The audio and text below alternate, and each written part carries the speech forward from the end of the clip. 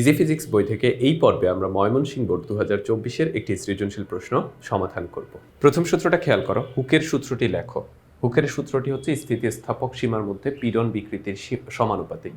মানে স্থিতিস্থাপকতার যে সীমা আছে এর মধ্যে যত বেশি পীড়ন হবে তত বেশি বিকৃতি হবে, মানে পীড়ন বিকৃতির সমানুপাতিক।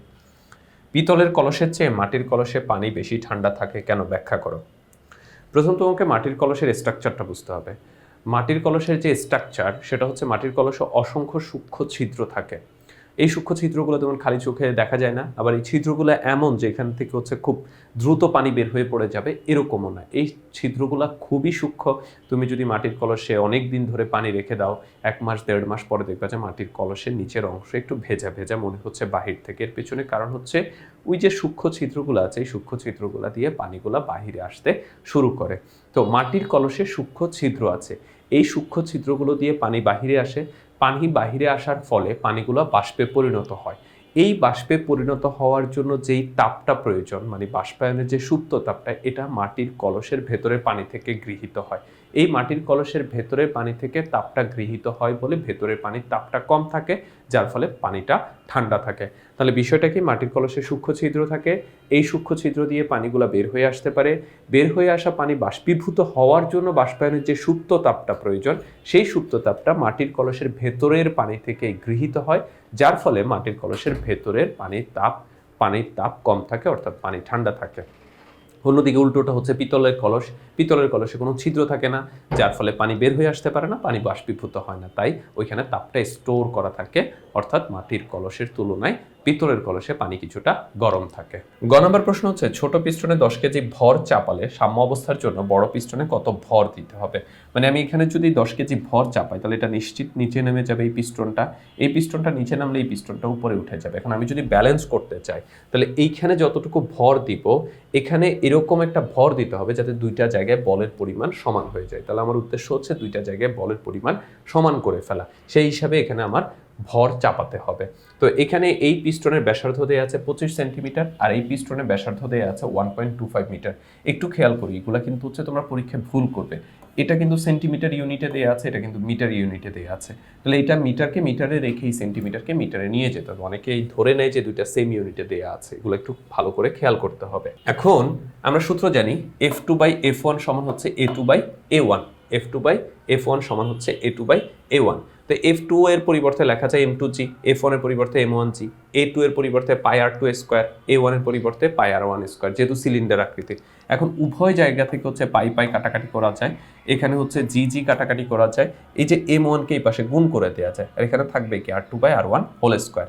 এখন R2 হচ্ছে দ্বিতীয় সিলিন্ডারের ব্যাসার্ধ বলা ছিল 1.25 মিটার, আর প্রথম সিলিন্ডারের ব্যাসার্ধ বলা ছিল 25 সেন্টিমিটার, যেটা হচ্ছে 0.25 মিটার। তাহলে স্কয়ার করলাম, এখানে M1 এর মান প্রথমটাতে হচ্ছে ভর বসিয়ে দিলাম 10 কেজি, তাহলে M2 এর পরিমাণ হচ্ছে 250 কেজি। অর্থাৎ M1 এ যদি আমরা 10 কেজি ভর চাপাই, মানে F1 এ বা প্রথম পিস্টনে 10 কেজি ভর চাপাই, তাহলে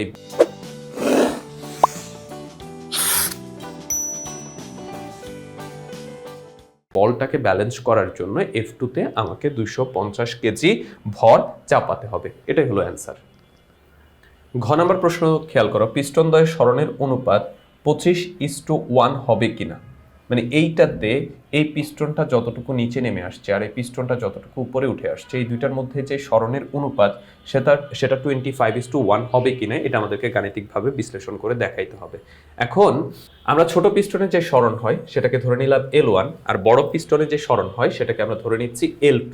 এখন ছোট পিস্টনে কত বল প্রয়োগ করা হয়েছিল, বলের পরিবর্তে আমরা লিখতে পারি mg, m এর মান ছিল 10, g 9.8, তাহলে বড় পিস্টনে বলের পরিমাণ ছিল 98 নিউটন। অন্যদিকে ছোট পিস্টনে বলের পরিমাণ ছিল 98 নিউটন, আর বড় পিস্টনে আমাদের কাছে যে বলটা সেটা হচ্ছে F2 = mg, m এর পরিমাণ পেয়েছিলাম 250, g হচ্ছে 9.8, তাহলে এখান থেকে আমরা কত পাচ্ছি 2450 নিউটন। অর্থাৎ ছোট পিস্টনে 98 নিউটন বল প্রয়োগ করলে বড় পিস্টনে 2450 নিউটন বল পাওয়া যাবে। আচ্ছা, এখন আমাদের যেই তরলটা ব্যবহার করেছি, ওই দুইটা সিলিন্ডারের মধ্যে যে তরলটা ব্যবহার করেছি সেটা অসংকোচনীয় ধরলে, অসংকোচনীয় মানে হচ্ছে তরলকে চাপ দিয়ে সংকুচিত করা যায় না, মানে তরলকে কি চাপ দিয়ে কোনো সময় হচ্ছে ছোট করে ফেলা যাবে? এরকমটা কিন্তু কখনো করা যাবে না। গ্যাসকে করা যায় কিন্তু তরলকে এরকমটা করা যায় না। তো তরল যেহেতু চাপ দিয়ে সংকুচিত করা যায় না, ছোট পিস্টনে অবনমিত তরলের আয়তন ও বড় পিস্টনে উত্থিত তরলের আয়তন সমান হবে। অবনমিত তরলের আয়তন বলতে বোঝানো হয় এই পিস্টনটা আমি যখন এখানে বল প্রয়োগ করব তখন পিস্টনটা ধরো এখানে নেমে আসবে, তাহলে এখানকার যে পানিটা আছে সেটা এখানে নেমে আসবে, তাহলে এই এতটুকু পানি হচ্ছে কি অবনমিত হচ্ছে, নিচে নেমে গেছে। এই পানিটুকুর আয়তন আবার এখানে পিস্টনটা, এই পানিটা নিচে নামার কারণে এই পিস্টনটা উপরে উঠে যাবে, ধরো এই পর্যন্ত উঠে আসছে, এইখানে যে আয়তনের পানিটা উপরে উঠে আসবে সেটা সমান হবে, অর্থাৎ এই অবনমিত পানি আর উত্থিত পানির আয়তনের পরিমাণ সমান হবে। এটাকে তোমরা আরো খুব সহজ বাংলায় লিখতে পারো যে তরলকে যেহেতু চাপ দিয়ে সংকুচিত করা যায় না, তাহলে উভয় তরলে আয়তনের পরিবর্তন সমান হবে।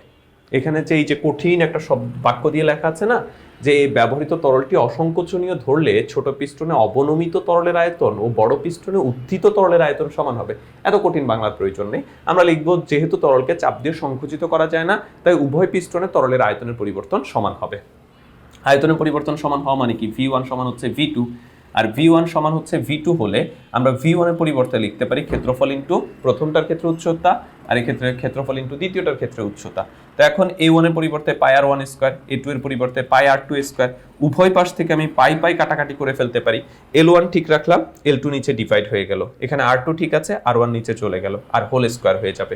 এবার R2 এর মান বসিয়ে দাও, R1 এর মান বসিয়ে দাও, তাহলে আমরা কত পাচ্ছি, এই যে L1 বাই L2 সমান পাচ্ছি কিন্তু আমরা এখানে 25।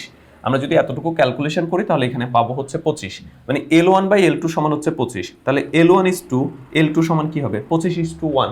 এখানে 25 এর নিচে কিছু নাই মানে কি, 25 এর নিচে কিছু নাই মানে হচ্ছে এখানে 1 আছে, তাহলে এখানে যদি L1 ইস টু L2 হয় তাহলে এখানে হবে 25:1। তার মানে আমাদেরকে প্রশ্নে যেটা জিজ্ঞেস করেছিল যে পিস্টন দ্বয়ের সরণের অনুপাত 25:1 হবে কিনা, হ্যাঁ আমরা ক্যালকুলেশন করে দেখেছি পিস্টন দ্বয়ের সরণের অনুপাত 25:1 হবে। তাহলে আমাদেরকে হচ্ছে প্রসিডিউরটা কি ছিল, আমরা কিভাবে সমাধান করেছি, প্রথমে দুইটা পিস্টনে বলের পরিমাণ বের করেছি, দুইটা পিস্টনে ভর ছিল, জাস্ট জি দ্বারা গুণ করে আমরা বলের পরিমাণটা বের করেছি।